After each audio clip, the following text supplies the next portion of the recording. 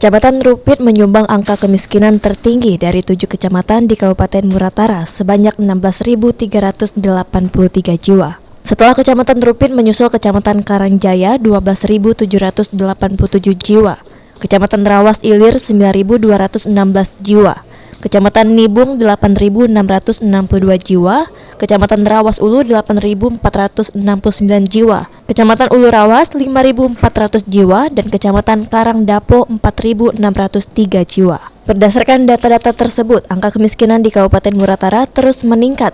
Tahun 2020, angka kemiskinan di Kabupaten Muratara tercatat 64.520 jiwa, dan tahun 2021 naik menjadi 65.520 jiwa.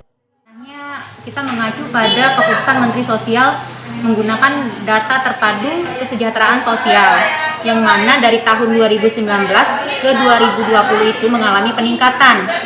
Nah, penyebab peningkatan ini karena masyarakat di Muratara masih merasa menganggap dirinya miskin.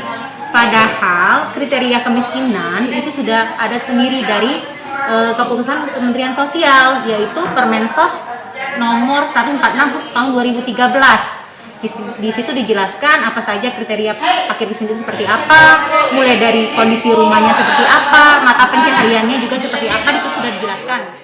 Meningkatnya angka kemiskinan di Kabupaten Muratara menjadikan Muratara kabupaten termiskin jika dibandingkan dengan kabupaten dan kota di Provinsi Sumatera Selatan saat ini. Adi Arianza, PAL TV.